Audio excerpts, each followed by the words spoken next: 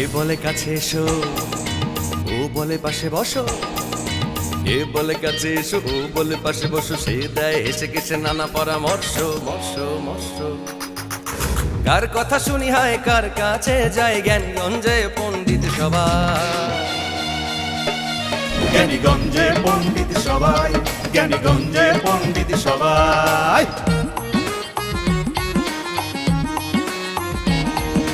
এসে গেছে নয়া ব্যাংক, নাম তার ফেসবুক। অ্যাকাউন্ট খুলে তাতে জমা ওরে সুখ, দাহাবি ফিলিংস। ডিজিটাল অ্যানালগ দুই নৌকায় পা, কাছে পড়ে চেঁচামেচি সুখ যে কোথা, আনহ্যাপি ডিলিংস। কার কথা শুনি হয়, কার কাছে যায় জ্ঞানীগঞ্জে পণ্ডিত সবাই। জ্ঞানীগঞ্জে পণ্ডিত সবাই, জ্ঞানীগঞ্জে পণ্ডিত সবাই, জ্ঞানীগঞ্জে পণ্ডিত সবাই, জ্ঞানীগঞ্জে পণ্ডিত সবাই। এত সুন্দর একটা দোকান দিয়েছিস, দোকান না, ক্লাব দিয়েছিস, গর্বিত হওয়ার কথা। সেটা না হয়ে এ কথা শোনার পরে আমি তারে যখন বললাম কি গণিতরে যে এই যে দোকান না, ক্লাবে যাওয়ার যে আহ্বান জানিয়েছে, যে আমন্ত্রণ জানিয়েছে, সেই আমন্ত্রণে তুই যদি না যাস তাহলে পরে জিনিসটা ভালো দেখাবে না, ভালো হবে না। এই খুদু, এই সত্যি করে একটা কথা কদিনি, তোকে এখানে কে পাঠিয়েছে? এই তুই কি গণিত দালালি করতেছিস? গণিত দালাল হয়েছিস তুই? তুই যাবি না বলে আমারে জ্ঞানী বলেছে তোরে যেন বুঝায় সুঝে নিয়ে যায় আর কি। আমার রিকোয়েস্ট করেছে তোরে নিয়ে যাওয়ার জন্য, বুঝছিস? ও, তার মানে আমি যা ভেবেছি তাই? তুই তো গণিত দালাল হয়ে গেছিস রে। তুই তো গণিত দালাল করবি আর কি। পড়াশোনা তো ওই তো কোনো রকম ইন্টার পর্যন্ত করেছিস, তো তোর তো জ্ঞান থাকতেই হবে। আমার মতো জ্ঞানী তো আর তুই না। মাতিন, তুই আমার দালাল বললি, দালালের অর্থ তুই জানিস? তোর আমি ছাড়বো না, তো তোর ছাড়বো না আমি। এর সুদ আমি নেবো। আরে দাদা, তোর মতো দেখতে খুদু আমার কিছু করতে পারবে না। তুই আমার দালাল বলেছিস না?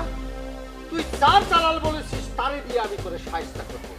দাদা, আমি কিন্তু তোর কথা বলে এসেছি। আমার সে দালাল বলে সম্বোধন করিস, দালাল বলে অপবাদ দিয়েছে।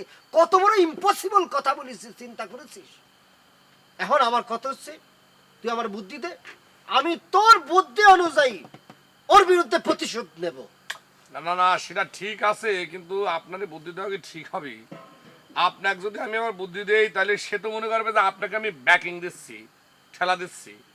মানে সেটা ঠিক হবে কিনা আমি বুঝতে পারতেছি না খুদু ভাই। এটা আমি আর মানতে পারলাম না রে। তোর কথা শুনে গুনি আমি মাতিনরে আমন্ত্রণ জানানোর জন্য গিয়েছিলাম। যাওয়ার পরে সে আমারে যে অপমান করেছে, কষ্ট করে আমি সহ্য করেছি। এখন যা করার তোর করতে হবে, আমি আর পারবো না। তালি পরে আপনি অপমানের প্রতিশোধ নিতে চান, চাচ্ছেন তো? তাই না? ফার্স্ট আপনাকে যেটা করতে হবে, অপমানের অপোজিটটা আপনাকে কাটিং করে, অপমানের অপটা আপনি কাটিং করে ফালাই দিবেন। তাহলে কি থাকবে? থাকবে হলে মান। মান মানে কি? সম্মান। সম্মান যত বাড়বে আপনি তত বড় হয়ে যাবেন। আপনি মনে করেন সম্মানের পাহাড় করে তুলবেন, এমন পাহাড়ি সম্মানে আপনি উঠবেন, তখন যে আপনাকে অপমান করেছে সে অটো সিস্টেমে আপনার কাছে ছোট হয়ে থাকবে। বুঝতে পেরেছেন? ভালো বলেছিস, ভালো লেগেছে। সম্মান একটা অন্য জিনিস, দেখা যায় না, অনুভব করা যায়। সাধারণ। ওকে, ঠিক আছে।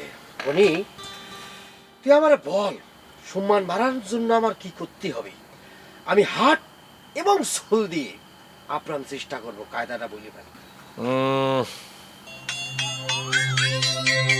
আপনি তো ছোটবেলায় যখন স্কুলে পড়তেন না, তখন তো দু চারটা আপনি কবিতা লিখতেন না? তোর মনে আছে? ম্যাগাজিনে আমি অনেক কবিতা লিখেছি। এই যে ক্লাস 6-এ থাকতে, তুই তো তখন গেদা বাচ্চা ছিলি, টুটে বলিস তখন। তখন একটা কবিতা লিখেছিলাম, সানার পাখি সানা খায় কেন কেনাইয়া হাইটা যায়, যায় যায় যায় নাই নাই নাই, পাখি যায় আকাশে পাখি যায় বাতাসে। আর কি কি যেন লিখেছিলাম মনে আছে। আর লিখেছিলাম আমি মনে আছে, আপনি লিখেছিলেন ও পাখি রে পাখি কাছে আয় দিস না আমাকে ফাঁকি, পাখি পাখি পাখি। মনে আছে। ছোটবেলা তোর বীরেন ছোটবেলা থেকেই ভালো অনেক অনেক। এখন আপনি যেটা করবেন, এই যে পাখির কবিতা আপনি ছোটবেলায় লিখেছেন, এখন থেকে আপনি ডেইলি ডেইলি নতুন করে কবিতা লেখা শুরু করে দেন। দেখুন এ ছোট ভাই, কবিতা লিখলে সম্মান বাড়ে নাকি? অফকোর্স মানে কবিতাই তো সব। এই যে রবীন্দ্রনাথ ঠাকুর, কাজী নজরুল ইসলাম, জীবনানন্দ দাশ, সত্যেন্দ্রনাথ দত্ত, কত উঁচু মাপের কবি ছিলেন তারা। হ্যাঁ, আপনি শুধু কবিতাটা লিখবেন, লিখে আমার কাছে দিবেন, না বলা কথা আমি সাইপে দেব, বাদদান না বলা কথা। আমার যে ফেসবুকে স্ট্যাটাস আছে, একটার পর একটা কবিতা আমি সাইপে দেবো, আপনার সুন্দর করে বুস্টিং করে দেব, শেয়ার হতে থাকবে দেশ থেকে দেশান্তরে, এখান থেকে সেখানে। লক্ষ লক্ষ মানুষ, কোটি কোটি মানুষ আপনার কবিতা পড়ে পাগলা হয়ে যাবে। সবাই বলবে এ কোন পাগলা কবি কবিতা লিখেছে। এক পাগলা কবি আপনার কবি হিসেবে কত সম্মান বেড়ে যাবে। সবাই বলবে কোন কবি। আপনার বন্ধু মাতিন, সে জীবনে কোনোদিন একটা কবির সঙ্গে অসম্মান করে কথা বলতে পারবি না, বুঝতে পেরেছি? না সেটা বুঝতে পেরেছি, কবি হবো ভালো কথা, তা পাগলা হবো কি? ও ভাইয়া, এটা তো জাস্ট কথার কথা, স্লিপ আপ কথা। বুঝতে পেরেছি, বুদ্ধিটা অবশ্য ভালোই দিয়েছিস। কাজী নজরুল ইসলামের তো খ্যাপাটে কবি বলতো। সেটাই সেটাই। দেখ আজকে রাত থেকে আমি কবিতায় লেগে যাচ্ছি। এই তোর সাথে কথা বললি না আমি একবার শিশু হয়ে যাই, বুঝতে পেরেছিস? এই যে ঘরের মধ্যে একটু ভাব যকি নিয়ে থাকি, তোর সাথে যখন এই যে ছোটবেলার কথা, বিভিন্ন কবি সাহিত্যিকদের কথা বলি, কেমন যেন নিজেরা শিশু শিশু মনে হয়। অবশ্যই বৃদ্ধ এবং শিশু তো একই ক্যাটাগরি, বুঝতে পারছেন না? তুই আমার বয়স নিয়ে খোঁচা দিলি দেখি, যাকে ওসব কথা হলি, তাহলে পরে তুই আমার ছাপার ব্যাপারটা দেখিস। ওরে কলাম তো, ছাপার জিনিসটা আমি দেখবো। বলে গনি রে, তোর ব্রেন যে আন্তর্জাতিক মানের সেটা আবার প্রমাণ হলো। তুই আমারে যে ব্রেন দিলি, যেখানে সাপও মরবে লাঠিও ভাঙবে না।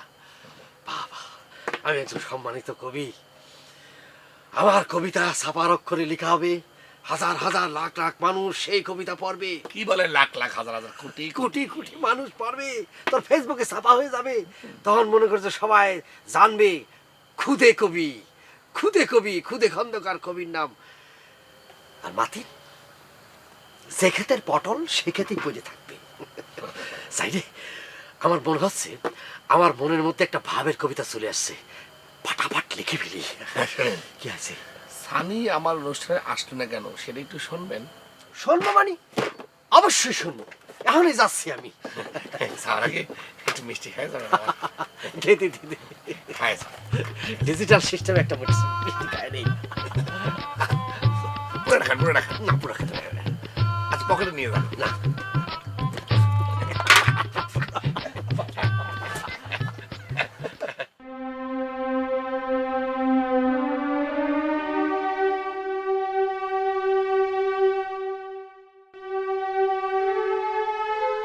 তুই একদম সত্যি করে কত কোটি ভাই, যে তুই ফাপড় বলতে কি বোঝাতে চাইছিস? আমি যেটা বুঝেছি সেটা আমি বুঝেছি রে। মানুষের জীবনে এমন সব ঘটনা থাকে যেটা আসলে কাউরে বলা যায় না, শেয়ারিং কেয়ারিং কিছুই করা যায় না, নীরবে হজম করে যাওয়া ছাড়া আর কোনো উপায় থাকে না। কি জন্য তুই নীরবে হজম করে যাবি? আমরা আছি কিসের জন্য? আমরা তোর ধরা খাওয়ার প্রতিশোধ নেব। তুই খালি ক নগদে তো কিডা ধরা খাওয়াইছে। তুই আমারে আর কোশ্চেন করিস না বোন, ফার্দার আমার এই ব্যাপারে কোনো কোশ্চেন করবি না। আমি এমনিতেই আমি একটা পেরেশানির মধ্যে আছি, তার মধ্যে তুই যদি এরকম প্রশ্ন মানে আমার ক্ষত বিক্ষত করে দিস, আমার তো আজকে রাতে ইন্তেকাল হয়ে যাবে।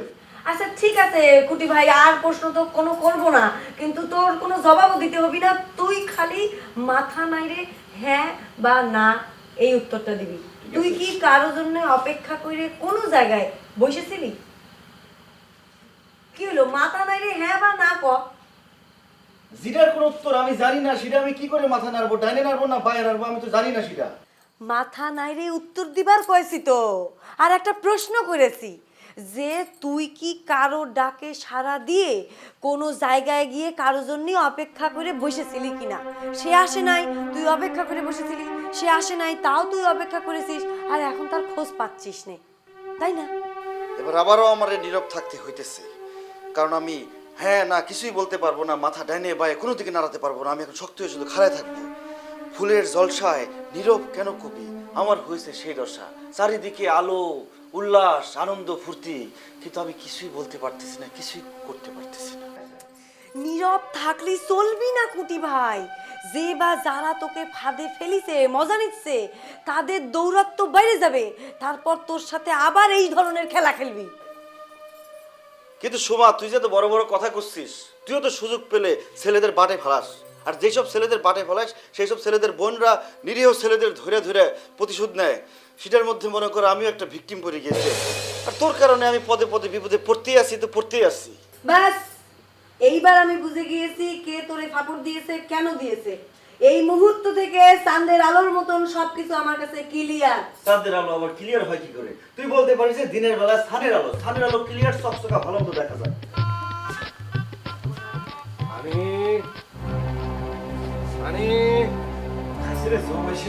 আমি কোথায় গিয়ে কোথায় লুকাবো? লাই লাইলাম তো সুবানা কিন্নি করতে না জলে, আমি কোথায় যাবো এখন? হ্যাঁ, কোথায় নিয়ে যাচ্ছিস?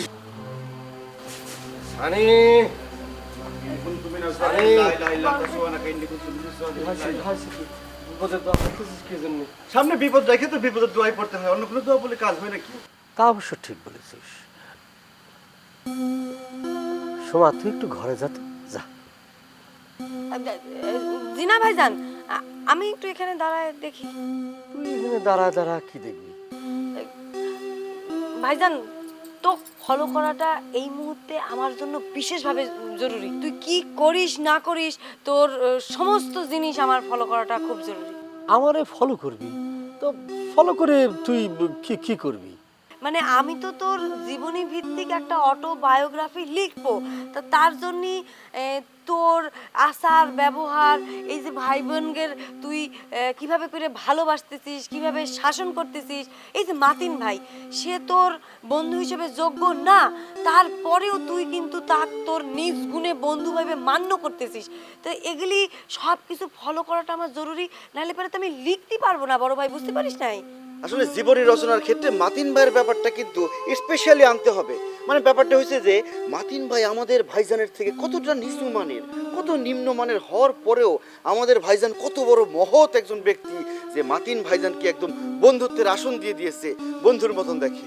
ওরে ওরে, তোরা কি বলতেছিস রে? আমি খুবই ইমোশনাল হয়ে গেলাম রে। আমারে তোরা আসলে ইমোশনাল করে ফেললি। তোরা তো আমার ভাই, আমার একটা জানের টুকরো।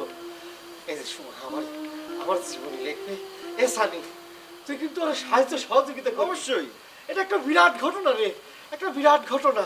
আমার তো কি খুশি লাগতেছে। আমি জানতাম বড় ভাই, আমি জানতাম তুই খুশি হবি। এই যে ছোটবেলা থেকে আমাদের মা নাই বাপ নাই, তুই কোলে পিঠে ফিরে আমাকে মানুষ করে বড় করে তুলেছিস, আর আমরা আজকে তোর সামান্য জীবনী লিখতে পারবো না? অবশ্যই লিখতে পারবো। অবশ্যই লিখবি, লিখবি না কিছু নেই, অবশ্যই লিখবি। ভাল লাগতেছে রে, খুব ভাল লাগতেছে। আর শোন সানি, এই যে তুই যে গণির অনুষ্ঠানে গেলি না, এটা ঠিক করিসনি। তুই গণির কাছে গিয়ে ওই একটু সরি কই আইস, বুঝছিস? সরি করলে তো অন্যায় না, সরি করলে একটা ও ভালো, মনটা ভালো হলো, তোর প্রতি একটা সদয় হলো। আর শোন, আমার ওই কবিতা লিখতে হবে, বুঝছিস? আমি একটু কবিতা লিখতে যাই। ওরে প্রাণের বোন আমার, ওরে ভাই আমার, ওই জীবনী গ্রন্থে কবি ক্ষুদো খনকার হিসাবে একটা চাপ্টার রেখে দিবি, বুঝছিস? অবশ্যই ভাইজান। ওই কবি হিসাবে এটা আমার একটা শিল্প সত্তা। কি যে ভালো লাগতেছে রে। ভাইজান লিখবে কবিতা, সেটা শুনতে হবে আবার সহ্য করতে হবে। ভাইজান কবিতা লিখবি না দলিল লিখবি সেটা বড় কথা না। ভাইজান যে আজ তো পিটায়া সেগুন কাঠের তক্তা বানায় ফেলাইতো না, সেটা থেকে যে আমি তো বাঁচা দিলাম, তার জন্য তুই আমাকে কি দিবি সেটা ক। না সেটা অবশ্য ঠিক বলেছিস তুই, যে এতক্ষণে সাইজ হয়ে যেতাম তুই জীবনী ভিত্তিক রচনার কথার দিকে যদি না যাইতি। কিন্তু তোমাকে একটা জিনিস আমি বলে রাখি, তুমি যে অটোবায়োগ্রাফি আর বায়োগ্রাফির পার্থক্য কিন্তু জানো না। মানে হচ্ছে গিয়ে তোমার অটোবায়োগ্রাফি হলো গিয়ে যে নিজের জীবনী নিজে লেখা, আর বায়োগ্রাফি হচ্ছে গিয়ে একজনের জীবনী নিয়ে আরেকজনের লিখবে, সেটা হচ্ছে বায়োগ্রাফি। পার্থক্যটা বুঝতে পেরেছো? এত কথা আমি শুনবেরও চাই না, বুঝবেরও চাই না। এখনই সাহেব আলীর দোকান থেকে তুই যদি আমাকে আইসক্রিম এনে না দিস, তাহলে কিন্তু আমি বড় ভাই একসাথে দিলাম কইলাম। না না, কি বলছিস তুই? আমি তোর আইসক্রিম খাবো তো, যাচ্ছি আইসক্রিম নিয়ে আসতেছি।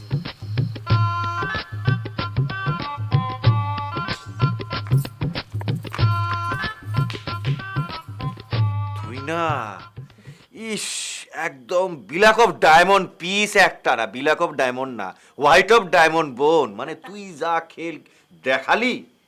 আমি তোর জন্যে সানি বাইরে যে ভালো করে বুজংটা দিলাম, কিন্তু সানি ভাই যদি আমারই উল্টা বুজং দেয় তাহলে আমি কই যাব? তুই এটা নিয়ে ভাবিস না, সেটা আমি বুঝবো। ডোনরি ডোনওয়ারি মানে চিন্তার বিষয় আছে ছোট ভাই। তোমার জন্য আমি এই সানি বাড়ি 4 ঘন্টা দাঁড় করে রাখছি, তারপর গনুর বাইরের অনুষ্ঠানে যাইতে দেনে। এই কথা যখন ডুমা সুমা জানবে তখন তো আমার পিছে পিছে ঘুরবে রিভেন্স নেওয়ার জন্য। তখন আমি আমারে প্রোটেকশন দিব কিভাবে? হ্যাঁ কিভাবে? ওরে বাবা, এই ব্যাপারে আমি তোরে প্রোটেকশন দিতে পারবো না, আমি এই ব্যাপারে সারেন্ডার করে দিলাম ব্যাস। কারণ কি? কারণ আমি ওদের সাথে যদি লাগতে যাই বা ওরা কোনো একটা প্যাচ খেলে দেয় আমার নিয়ে, তখন যে কি হবি নি আমি নিজেও কিছু করতে পারি না ভাই। আমি ভাইজানে এত করে কইলাম অজান্তারে নিয়ে আসেন, সে তো নিয়ে আসলো না। অজান্তা যদি আসতো আমি এই রুমা সুমারে চরকির মতো ঘুরাইতাম।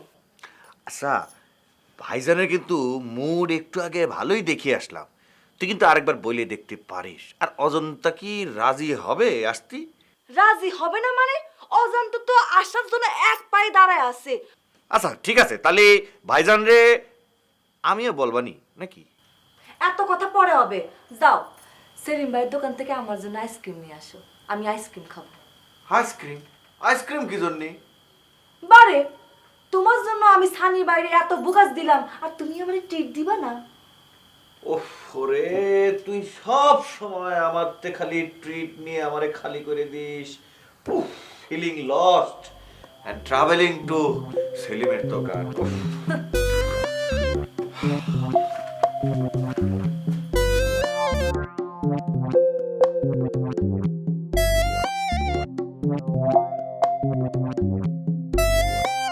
মাতিন ভাই, আপনার মতো একজন লোক আমি কি করে ভুল বুঝতে পারি? আমি ভাবতে পারতেছি না। আপনি আমার চিনেন না, সেই ছোটবেলা থেকে আপনি আমার দেখছেন না, আমি কি কষ্ট পেতে পারি আপনি বুঝতে পারবেন? আসলে আমার ভুল হয়েছে রে, তুই যে আমার এত মান্য করিস এটা আমি বুঝতে পারিনি। তোর উদ্বোধনী অনুষ্ঠানে আমি আসতে পারিনি বলে তুই যে কষ্ট পেয়েছিস, সাদা খালা ফোন করে আমারে কয়েছে। কিসের জন্য কষ্ট পাবো না আপনি বলেন? কিসের জন্য পাবো না আপনি বলেন? আপনি গ্রামের অর্ধেক মাথা না, একটা মাথা ছাড়া এই অনুষ্ঠানটা উদ্বোধন হয়েছে, আপনি হাসেননি, এটা আমি ভাবতেই পারতেছি না। আচ্ছা ঠিক আছে গনি, আরে চোখের পানি মোজ, থাক থাক থাক, এই যা হয়েছে এই নিয়ে আর তুই কিছু বলিস না। হ্যাঁ বিষয়টা নিয়ে আমি ভীষণ লজ্জিত। আচ্ছা ঠিক আছে, আপনি লজ্জিত হয়েছেন সেটা ঠিক আছে। আর একটা কথা, সেটা হচ্ছে যে আপনি খুদু ভাইকে বলেছেন তিনি নাকি আমার দালাল। এটা কিরাম কথা বললেন আপনি?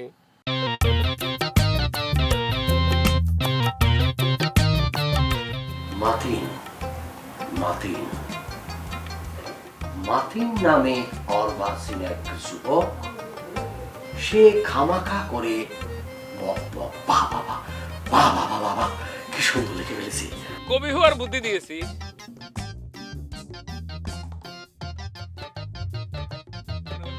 কবিতা লিখুক, তুইও ছাপা, আর লোকেরা হাসাহাসি করুক। কিন্তু আমি কি এমন অন্যায় করছি যে তুই আমার সাথে সামারের মতো বিহেভ করছিস? এই, তোর সাথে আজকে আমার গনি ভাইয়ের দোকানে যাওয়ার কথা ছিল না? তুই কইছিলি বৈকেল বেলা? হ্যাঁ, তোদের কলেজে কবিতা লিখি এরকম ছেলে পেলে আছে? অবশ্যই আছে। কলেজের 90% ছেলেরাই তো কবি, মহাকবি। করছিস কি? 90% ছেলে পেলে কবিতা লিখে